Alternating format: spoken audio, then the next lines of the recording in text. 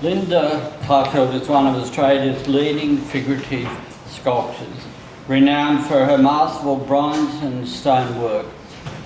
Her striking portrayals, monumental sculptures and profound religious art captures the essence of her subjects and inspires reflection and connection. Linda's work has been exhibited in prominent galleries and collected by institutions and private buyers worldwide, earning her reputation as a leader in contemporary figurative sculpture. I first came across Linda some years back. We're working on a private chapel in Klarfeld, and the women there required a rather beautiful portrayal of our Blessed Lady. And so Linda was commissioned for this, but just to show the diligence of her approach to her craft, she spent some days in a maternity ward looking at mothers and babies to get an idea for a concept for a beautiful portrayal of our Blessed Lady with the child. And so it was a delightful and beautiful rendition, which is pride of place in this chapel in Klarfeld. So let me introduce Linda, and we look forward to her presentation. Thank you, John. Thank you, Father David. And thank you, everybody, for coming to listen to this presentation. So when John asked me to think about beauty, my question was, can you find God through art, and particularly sculpture? So for those of you who don't know me, I first want to introduce myself. I'll be talking a bit about me first, a short introduction, then a sculpture as a participation in the beauty of creation, behind the process from clay to bronze, then behind the process from an idea to stone. Then I'll show you some examples of my work, in particular the Holy Family, then Pope St. John Paul II World Youth Day monument, which is out in Parramatta, and how people respond, and then how looking for beauty means you can actually find God. So about me, I was born in Prague in Czech Republic, and I came out here when I was 4. I grew up in Chatswood. I was sculpting by the age of 7. I made a little sculpture of myself, of my bust. And when I was 14 years old, I watched a movie about the French sculptor Auguste Rodin, who made the Thinker up there. And I had this strange feeling that I was looking at my life. And I became a sculptor, because as he was. It was very difficult to do that, so I had to go back to Prague, because in Australia we didn't have sculpture at the time. So I went back to Prague. I studied there as a sculptor's apprentice and in a stone sculptors and stonemason school. And then when I came back, I became the go-to sculptor for liturgical art by accident. Or was it a calling? So I got, my first commission was to make the Stations of the Cross, and I had never heard of the Stations of the Cross because I came from a communist country. There was no religion allowed of any kind. My parents didn't have any, I didn't have any, so what are the Stations of the Cross? So I was studying the Bible, and I got a priest who was teaching me what it means. And because I really had no idea, I went very minuscule detail from, Judas's kiss. Every single detail. I ended up with 100 figures in bronze, small ones, and then a life-size Christ. And in the end, everybody thought that we were looking at the faith through fresh eyes, because I'd never really known anything before that. So since then, I've gone on to create over 40 public monuments around Australia. Many of them are liturgical, some of them are not. This one at the bottom with all the children. That's at the Hunter Valley Gardens. It's called the Expressions of Love, and it's all the grandchildren of the grandmother who owns that garden. Tony Abbott, you can see up there. I've created the longest serving mayor of Port Augusta in the top corner. She served for 36 years, and so that's down in South Australia. Princess Mary unveiled my statue of Dr. Victor Chang in Darlinghurst. So I've been sculpting since I can remember, and I've been very lucky to be able to do that. So sculpture as a participation in the beauty of creation.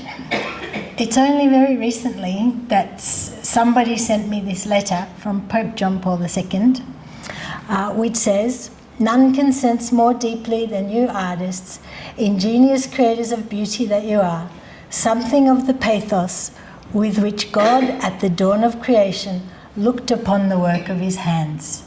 So really, by being able to create something, I can have the feeling of what it must have been like to create everything. So this is particularly meaningful to me because Pope John Paul II was very instrumental in bringing communism down, reuniting me with my family that was still in Prague, and so one of the examples I'll show you is when I created a sculpture to him. So now I want to take you through the process because it's a very long process to create a sculpture. I often people say, "Oh, it looks easy, there it is, it's finished."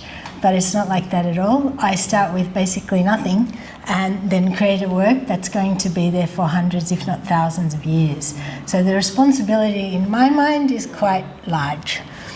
So I find that creating a sculpture is a lot of struggle involved, a lot of discipline, a lot of sacrifice. Basically up until the age of 37, I didn't have a life because all I did was sculpt. Because to get to this level, to be able to do this, it just took all of my time. So for me, because of the discipline and the sacrifice, and also the process itself is it captures your whole spirit. So it's very meditative. So for me, it's a very spiritual process.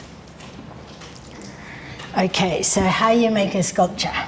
So first, obviously you get the idea, but let's just say the risen Christ, simple idea, for a sculpture. And so first I create a maquette. So this is in plasticine, and as you can see, it's quite small and quite rough. So it doesn't really show any details. It's a little bit out of proportion, but what I'm trying to show here is that I want him to be ascending. Based on this maquette or small model, I make a large armature out of metal, sometimes timber and foam, and I rough out the shape. And that's because the next step is sculpting with water-based clay, which is very heavy. So the foam inside stops it from being very heavy, and also, I'm not sure if you can see, but there's cuts in the foam to stop the clay from sliding down with the weight. And then it's just a matter of long time, so I detail and detail and detail. But I often will have a model, which I haven't put in this slide, and this is an amazing story which I actually really want to tell you for some reason right now. But I remember having this vision in my mind, which isn't very clear. And I remember I had an assistant, and I was quite shy. I was quite youngish. And I said, "Look, I'm looking for this man to model for me, to make an ascending Christ, and this is what he looks like." And I described there what I'm making. And I said to my assistant, "You have to go out, and if you see this man, just ask him if he would model for me." So I said, "Okay, this is how he looks. Okay, he's got muscles." And he goes, "Oh, yeah, I know, there's a gym there. We'll get a bodybuilder." I said, No, he's not a bodybuilder. I said, "No, he's got muscles, but, he's got hair, but it's sort of dreadlocky. It's like, it's an everyday man." I don't quite understand, but I'll have a look for you. Anyway, what happened was we couldn't find this model. in my mind, I couldn't find this man, and I couldn't find the face of this man. I couldn't find it, and it was getting distressing because I had a deadline. And then I just gave up, and I had a studio in our Tarman industrial area where nobody, I used to secretly live there, nobody goes there on Saturdays. And so I'm there by myself with the dog, and I thought, I'll take the dog for a walk. And, you know, the place is deserted. I open the door, look across the street, and with his back to me is the exact figure of my imagined Jesus. But he's got his back to me, and strangely, he's not wearing any shoes. All he's wearing are shorts. He's got this dreadlocky hair. You know, he's got muscles, but he's not a bodybuilder. And I thought to myself, oh, there he is. That's him. That's my right? But what are you going to do? Walk up to someone in a city who you don't know and say, excuse me, would you like to model for a sculpture? And I've got the dog, and I'm thinking, I can't do it. My assistant had time off, it's Saturday, and I'm thinking, I can't do that because that's just too embarrassing, and that's not me, and I don't know, maybe he's an axe murderer. So I went for a walk with the dog. I came back to the studio, you know, went about my business, and suddenly there's a knock at the door. Now this never happens. I go to the door, and there's Jesus, or the model for Jesus. And I opened the door and I said, can I help you? Because what's the man with no shoes, dreadlocks, doing at my place? And he said, well, actually, I was just curious what happens here. And I said, I'm a sculptor, and actually it's funny you should ask, because I need a model for Jesus, and how would you feel about actually being my muse? And he said, yeah, sure, I'll do that, no worries. Can you show me what I have to do? So, to me, that feels sent, because I didn't make that happen, you know. He had his back to me, so yeah. You didn't see his face for the first I didn't see his face either. I just had the feeling that that's the person I want. you to your place. Well, he didn't, because I was in my place for a while before he came. So I've often thought that. I've often thought, did he see me? Did he follow me? But no, it turned out he was a musician who had a rehearsal studio across from mine. So also a creative, so he didn't think it was a strange request. So it was anyway, that's just one of my most favourite stories. Yeah, it feels like it. So anyway, me sculpting Jesus, my model was modelling for a lot of things because I need anatomy, I need to get things right. So he sort of stands there going like this, are you finished yet? You know, while I'm over there. You know, so come on, my head hurts, come on. So anyway, and then the next step after that is making a mould over this, and my assistant is doing that here, because it's a very physically demanding process. So is sculpting, but that's even worse, where you make a rubber, painted rubber over the top, then you divide it into various sections, then you make a plaster or fiberglass mold on the top of that. You pull everything apart in lots of little sections, so there are probably 14 different sections. You destroy the clay underneath, which is the part which always frightens me, because I'm like, well, what if he made a mistake in the mold? Where's my sculpture? But that hasn't happened for a long time. But anyway, and then we get the sculpture, we get the mold for the sculpture, and then is the next step. So now into that mold we cast a wax, and as you can see the wax is hollow. That's because all bronze sculptures are hollow. Otherwise, when they get cast at 290 degrees Celsius, and when they cool down they shrink, the metal shrinks, and it would crack if it wasn't hollow. Also the weight. So Jesus, like the one you can see, would weigh around 200 kilos. So if it was solid, it would be tons. So that's why they're hollow. So the next step after this wax cast is to make a ceramic mold, which means you make a mold on the inside of the wax and on the outside of the wax. And then you put little tubes, you can see there, so that when you're you have to then melt out the wax, and that creates what's called a cavity mold. So basically you have like a bell form, if you think about it, which you cast into. Then you can see the bronze casting, which is very heavy and hot work, which a foundry does. I don't do, simply because it's very, very industrial process. The next step over here, actually, could we turn the lights off? Because I feel like you could see the pictures better. So this is what happens when you're with a visual artist. It's all about picture.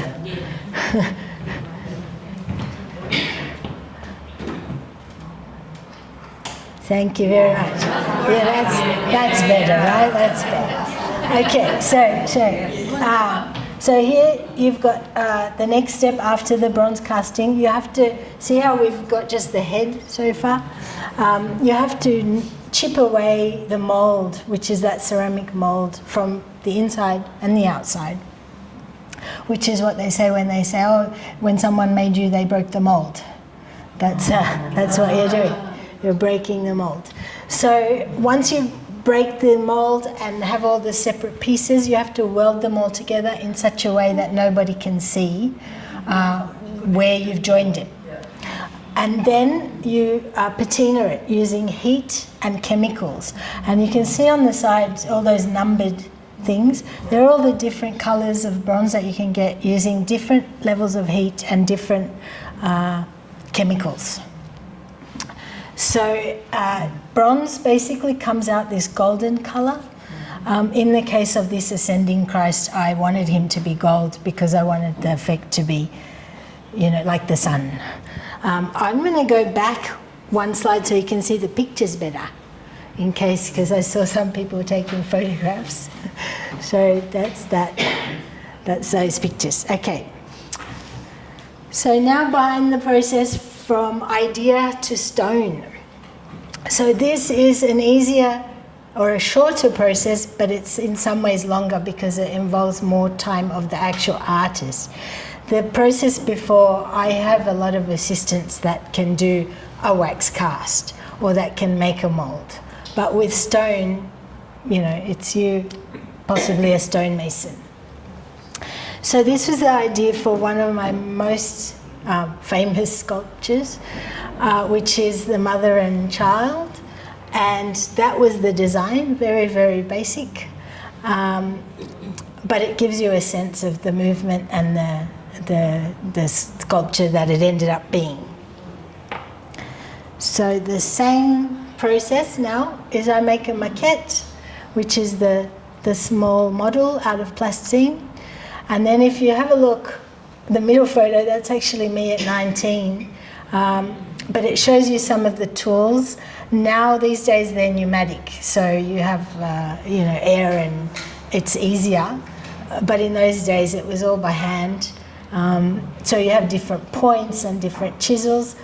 This thing over here that looks like a cross, that's a device which measures distances in the stone, so you can exactly copy the model onto a stone. So you're actually basically chipping little bits at a time until you get a very rough shape, and then you can finish it.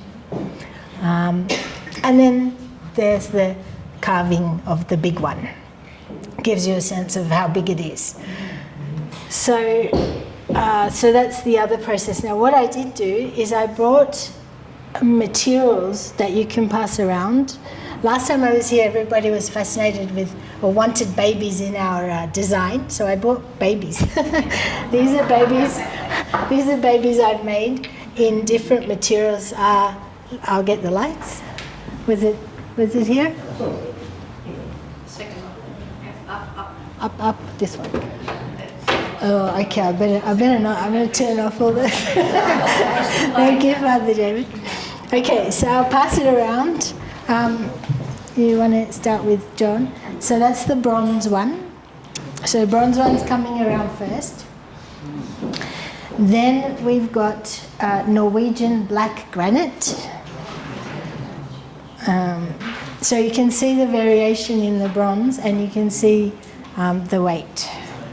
This is another kind of granite, which I've forgotten what it is, and I haven't used ever since because it looks too like the baby's just come out of the womb, and it's way too confronting for me, so I never want to see that. Never want to see this granite again. This one I've got, this white one, is marble. So you can see it's much more, there's no variation in it. In granite there's lots of little flecks, and in the marble there's no variation. It's very smooth, yeah. So marble is easier to carve than granite, but it's not great for outdoors because it gets acid rained on and damaged. So if you go to an old cemetery, you'll see all these like bubbles on it. So the best thing is granite from a cemetery, because granite is strong like anything and will last thousands of years. So yeah. So nice. Okay. I also bought, for those of you who were here when I did the presentation about Our Lady, I bought two granite. Well, actually one granite which we would be using, which is called carnation granite. The granite itself is from China. If you look on one side, it's been honed, so it's sort of dull. That's the side that's the kind with texture we'll have. Then if you polish it a bit, it goes a bit more grey. So that's that one. Carnation granite, it's called. It's white and grey, but if you leave it without polishing it, it looks more white. So that's the closest I can get to white, like that marble. The marble's obviously better, but not for outside. That's black granite, and it shows you the difference between polished and honed, right? So it's a very big difference on the black. So yeah, so I'll let you. So that's granite. Granite, you can tell by the speckles in it. Marble has veins and things, but the white one doesn't. That's the proposed material. Granite, yeah. What is the building that the sculpture is for? That was for a school. That was for Camden Special School, Special Needs School. So, and you can see the difference now, actually, with the grey granite. I mean, it's the same granite, but the bottom is polished, so it looks grey, and the top is not, it's honed, so it looks white. Yeah? Okay. Good? Yeah. The white is marble, so it's beautiful for inside, but not for outside. So, unless you don't want it to last too long. Yeah, it's not really, marble is not weatherproof. And people, like there are some marbles that are better than others, but people put it in their bathroom, and then over time, yeah, and it's also soft. So it's also much softer than granite. So, yeah. Okay, yeah. So the bronze baby would have been the same process like you saw the big one. So they take about 6 weeks. 6 weeks to make. We haven't seen it yet.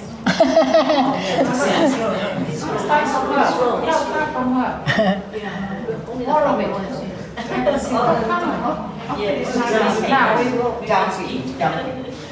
Yeah. Linda, you would recommend granite outside rather than not? Yes, definitely. I began sculpting because I want it to be forever. If you don't mind that it only lasts 100 years, then you can use marble. But I would rather it last forever. So yeah, especially since there's so much work in it. But the one that's more confronting, what's that one? That's also granite. It's just a pink granite, and to me, it's just too much like, you know, yeah. That's how I do it. Okay. Should I do this again? Hot water, power lights.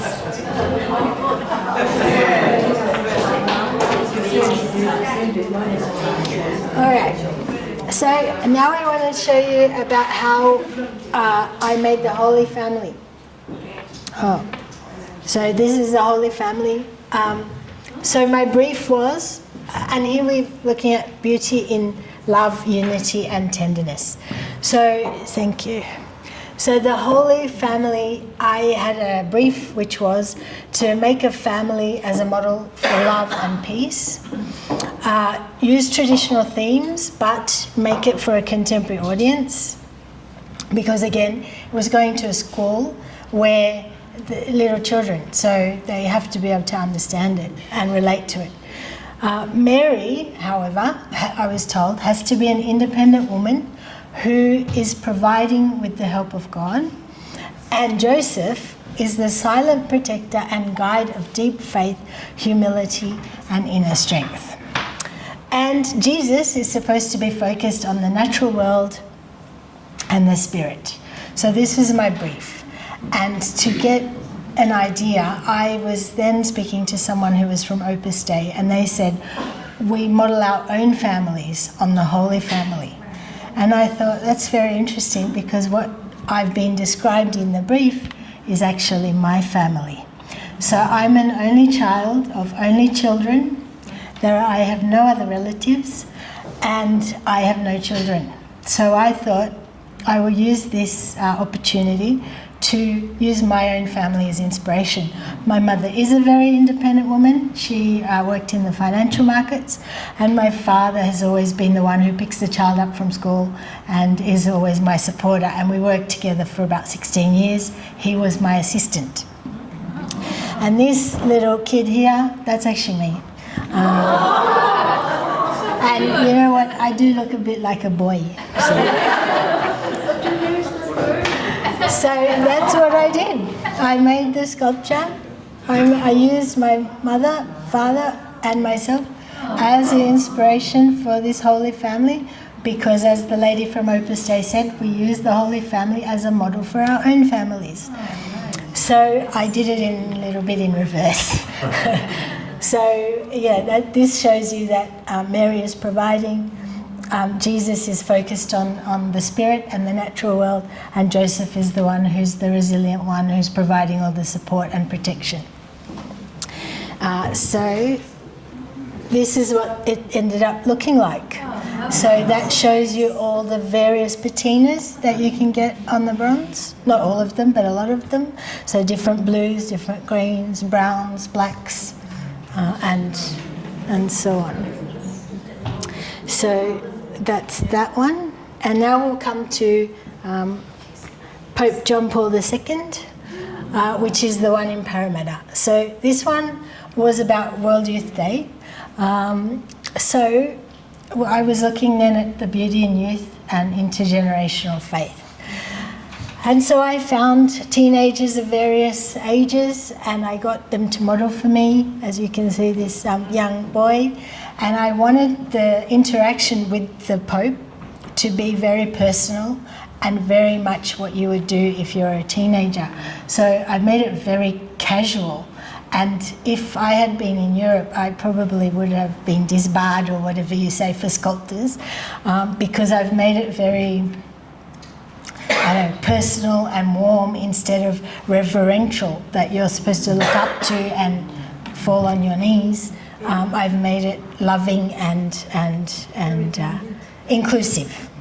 So you can see the girl here is taking a photo with a Pope, and the boy, he's seeing the Pope. So how good is that? And then we have the more, the blessing is more serious, closer to the Pope. So as you get further from the Pope, it's more sort of friendly and inclusive, and as you get closer, it's more reverential. So this was another one of my models. She was a ballet dancer. I like ballet dancers because they can hold a pose really for a long time and they don't complain. And for the Pope, I used my old art teacher from high school to model the hands, and so there he is being the hands of our Pope John Paul II. So, And again, I left it in this gold because it just gives it more light and more, it's more joyous. So this is what the monument ended up looking like. There's a boy with the Australian flag draped on his back, because I don't know if you've seen World Youth Day, but often people have their flags and they're proud of the country that they come from. So the boy was proud of his country too. And so this is what it ended up looking like. And how did people respond? I think they liked it.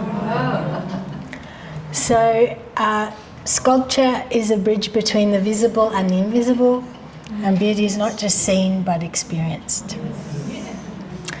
So now, looking for beauty and finding God. So I think there's a Czech saying that says, "He who does not see beauty will not add it to the world."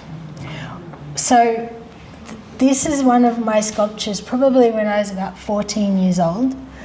And what happened was I was on one of my first holidays with my family to a tropical island. There was nothing to do except for walk along the beach.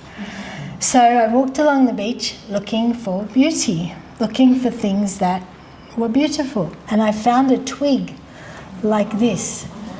And then I thought, this twig actually reminds me of the crucified Christ.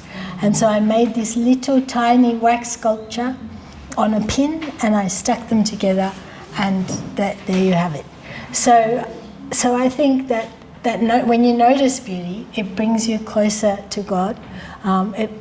And if you see it in others and nature, and you feel the feeling of awe, then in some ways you are closer to God. And then if you're lucky enough to be able to do it, whatever creative thing that is, then you get the feeling of what it's like to be part of creation. So that's all that I can say. That's my sculpture. Most recent one, St. Mary Star of the Sea in Wollongong. And there are my details if you want to ask anything or so on. So I might turn on the lights again and you can ask me any questions. Thank you. Hi Linda, I'm Cecilia. I just want to ask you, when you went back in the development of your skill, from the time you stayed here at 4 years old, and then you went back to Prague at 14 years old, is the reason of, is there an influence in you when you went back to Prague? Were you influenced by the miracle of the infant, the Holy Child, Jesus of Prague? Yeah. That's my question. So it's very hard not to be, because here there wasn't much art. Sculpture wasn't a thing in those days. You didn't have sculpture by the sea. So when I went back, there were sculptures on every building. There were churches and cathedrals everywhere. It's such a rich history.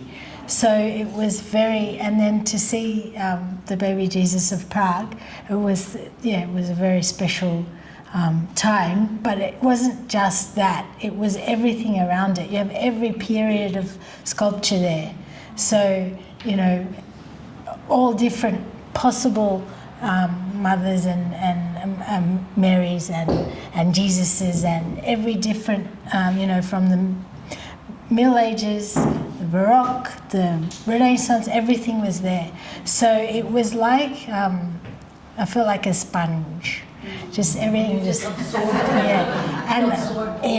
and I remember I would spend such a long time sleeping when I got back because I had a mental overload. So I'm sure it influences me, but not particular works, because it was just too much. So question, please. How did you get that liturgical, inclination? Since in Prague, I understand you cannot practice religion or faith of any kind. Where did you pick up that? I don't know. That vibe. I don't know. I think I always had it, but I just couldn't put a like a thing to it, like I didn't know what it was, but I've always had this very spiritual sense. I've always had a feeling I have a gift. In fact, I always, even as a young 14-year-old, my grandfather said, okay, you must become a doctor. I will pay you to study to become a doctor.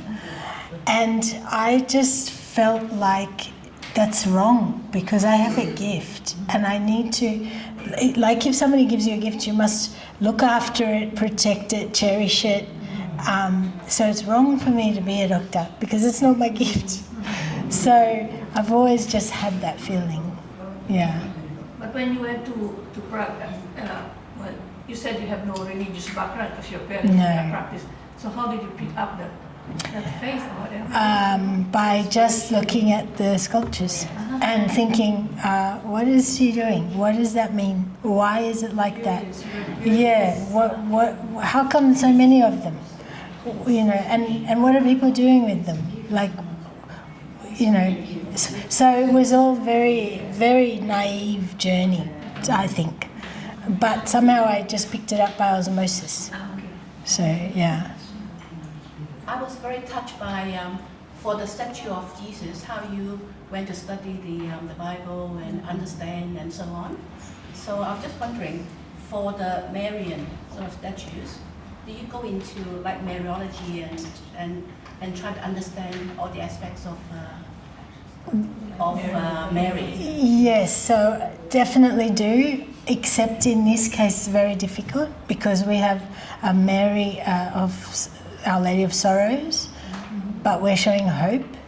Very difficult because I need to communicate with everybody for all time through just visual medium. I can't have any words, I can't have any music, I can't. So somehow I have to show through body language or facial expressions some of that, as you said, some of the ideas around Mary. So I'm really struggling now because it's so complex to show sorrow and hope at the same time.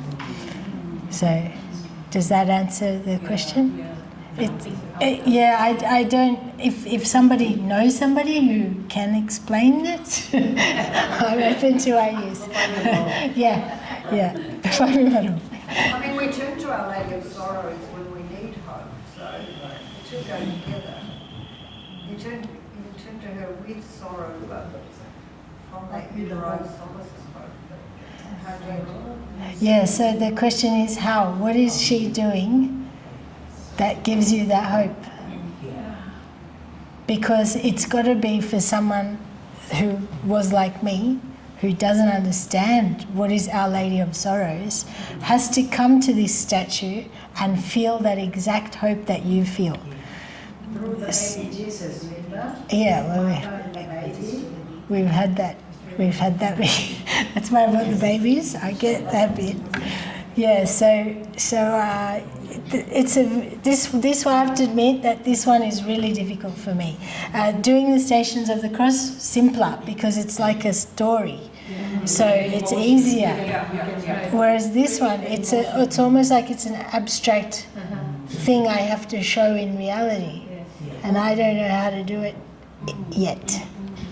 So. Jesus, she had to find hope that she would see him again. I'm thinking of my own life, having lost a child, a teenage child.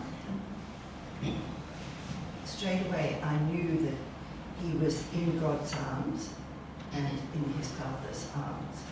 And I would lose hope if I didn't know that I would see my son again. So hopefully that gives you something. It does, yeah. Thank you. Yeah. You alluded before about how sculpture is something that didn't exist so much, it wasn't really practiced in Sydney until more recently. Yeah. Now we of course have Sculpture by the Sea. Yeah. I wonder if you could just comment, as someone who doesn't know anything about that scene, what it's like now, today in Sydney. Is there sculpture teaching classes, and is there sort of a scene for it? There is. There's a lot more sculptors now. a lot more variety in sculpture. When I was studying here, there was a sculptors society, which I think still exists, and you can go there and meet a sculptor and encourage them to teach you something. Now there used to be a hobby like after school or after work class in Ku-ring-gai Art School or something in Roseville, Ku-ring-gai Art Centre, that's the one. So that was then. But now I suspect that you could easily just go on the internet, look up sculptor and find a huge variety, like people doing abstract things, metal things. This is still quite rare because it's hard. So, but you know, there are definitely people out there if you want to do it. Yeah. Linda, three things. In response to what this lady was saying, the Kento Study Centre, there's a Marian shrine, and there's a sculpture there of Our Blessed Lady with the child, Jesus, looking at her. And that was commissioned by a family that lost their child, their baby. And the artist carved the child in the likeness of the child that That's died, nice. which is very poignant. So that's at the Kento Study Centre. That's right. The other thing I want to comment about is that with sculpture, people like to touch it.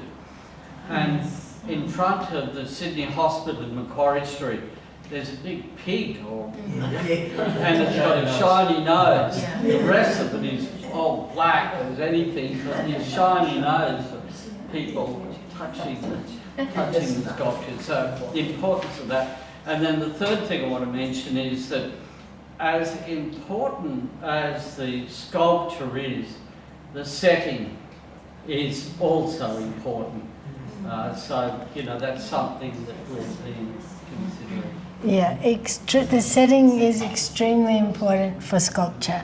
So it makes such a huge difference when you have the right space for the work, as opposed and when it's deliberate. So just to take any piece and put it anywhere, I often wonder whether if you did take a Michelangelo, the Pieta, let's say, that everybody knows, and put it in my garage, whether you would still think it was as good as the world thinks it is. Because think about where it is, in the Basilica of St. Peter, right? So, yeah, in my life, architects and landscape architects are very important, John. Yeah. The sculpture exhibition that is put on at Bondi, Yes. the sculpture by the sculptor, what fascinates me each time, it's not just the sculpture, but where it has been placed. Because some of it, it's awesome. Mm. How does the artist know I'm going to place it there, therefore I'm making it in a special way? They don't know. And then Yeah. someone, including the artist, says, this is where I'd like to That's it. Sculpture by the Sea has curators. So curators are very good people as well, because often an artist will make a work and then go, I don't know what to call it and I don't know where to put it. And so you get a curator who comes along and goes, oh, I know the exact right place. So that's what happens in Sculpture by the Sea. They usually, an artist can have a preference, but it's the curators who then pick the site. So, yeah. Yes, I agree with you where you put it. Yeah, it's important. Very important, I've noticed. Yeah. And also something that I find extremely pleasing from a personal point of view. I love the mood in the robes. Oh, thank you. I Yeah. can feel the wind in some of it. Oh, good. Okay, that's good feedback. Thank you. Yeah. As a group, we were talking about how much we sense the emotion in your sculpture. Because there's plenty of sculpture you look at that's fairly wooden and almost cold. But, you know, even in your Holy Family, especially, you know, so much emotion. And I guess that's a mark of the difference between an outstanding sculpture and another one. How do you think you achieve that? How am I doing it? Yeah. This is also, again, a very personal story. So my dad smoked when I was younger, and I realized he could probably die. So, and I was 14. And I thought, okay, this is very bad, so what can I do about it? Because we all die, right? And I thought, I know, I'll make a sculpture of him, and then he can't die because the sculpture will last forever, right? But that's one thing to say that, and another thing to do it. Because in order to make a sculpture of someone, they have to have life. It has to be, you're standing in front of the sculpture and you have to feel the presence of that person there.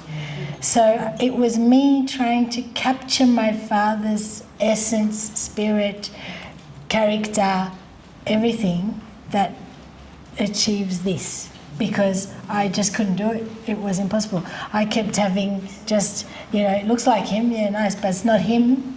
And because it was so personal, I was like trying to keep him alive, which sounds crazy.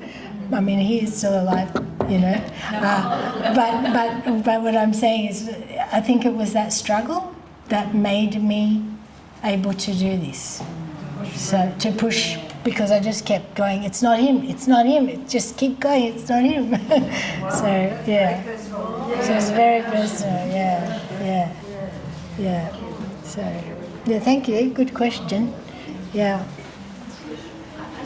The statue of the mother and child that's at the school, and you capture the joy that the mother has when looking at the child, exactly that emotion. Yeah. Oh, thank you. Yeah, that's got to be one of my most famous sculptures by accident. Where is she there? Yeah, that's my famous sculpture by accident. And you know what? Like, artists are always like this. I think every artist, even musicians, like sometimes everything works by itself and sometimes it just doesn't. So that's why I'm saying by accident. Like if I try to make a masterpiece, it won't work. It's like love. It just, if you force it, it doesn't work. You just got to wait for it to happen. So, yeah. So thank you. Yes. With my friend and I were thinking, with 3D printing, would it have been simplify some of the molding process? Yes, definitely. Problem with 3D printing is it makes death masks. So just like what this lady was saying, it makes your exact likeness, but it makes you look like you're dead. So I can use it to help with some part of the technique, but I can't really use it to scan you and yeah, I can't get the emotion. It doesn't work. No, and the movement as well is, you know, difficult to get movement. Now, with AI coming, I don't know, maybe I'll be out of a job too. Yeah. Yeah. Yeah. Assuming that we have that granite statue out in the forecourt, what is the best way of maintenance on the granite? That's why I like granite. Very minimal maintenance, hardly any. If it gets graffitied, you just use a pressure hose. That's it. That's why I like granite. And it's very heavy. Sorry? It's very heavy. It's very heavy, nobody can steal it. And it's very strong, so it's very hard to damage. Whereas if it was marble and you took an axe, you would definitely break it. Depending on the design, if she does have her arm out though, I will have to do something because that could be a problem if you knock it really hard, because it's not much material there. But you know, otherwise it's the strongest thing you can get. So, yeah, so maintenance Yes, is okay. I've come across issues with marble internally being cleaned with detergent, and it's ruined the stone. Yeah. But with the granite, you just Yeah, close it doesn't down, matter. so, You can do whatever you like to granite. Yeah, it's very good. Yeah, yeah. So what is the most challenging artwork that you do? And what's your favorite? The most challenging work? That's a really good question. I don't know. I think it's the personal work, and it's this stage that we're actually doing now with our statue out the front. That's the most challenging part. It's actually coming up with what it is, because that's got to come from somewhere. I don't know where from. So it's hard to control it and hard to make it work. Yeah. So that's the most challenging, I think. And then when it's personal, it's worse because you put emotional blocks. So you're like, so you're struggling yourself. What do I like the most is different. I like doing portraits of people because I love capturing life. I love just people. So that's my favorite, yeah.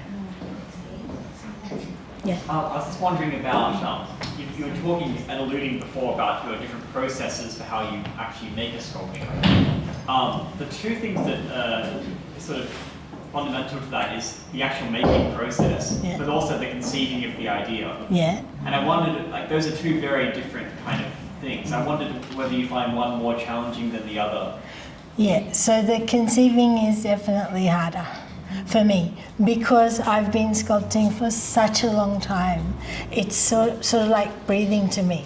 I was thinking about it this morning. I'm like, you brush your teeth. You don't think about it, right? I sculpt and I don't think about it at all. It just happens. But when I have to conceive an idea, it doesn't just happen. It's struggle and sometimes it really doesn't happen ever. so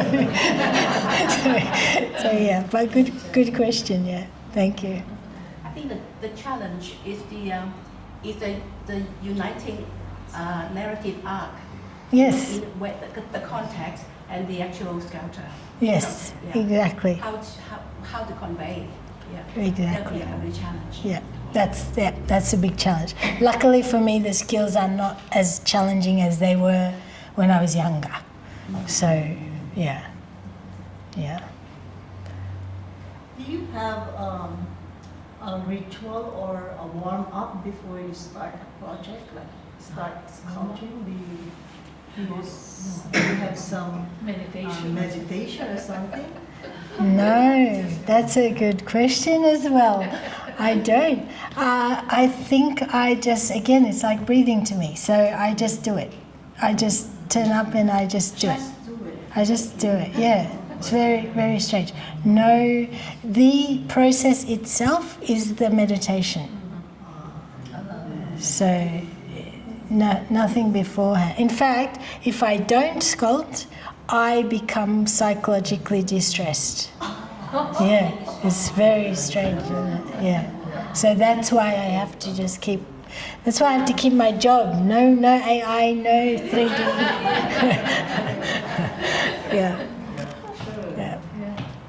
Yeah. Yes, I am very, very grateful that I can do this and that I have been able to do it. Yeah. And that I'm supported by all of you to be able to do it, So thank you.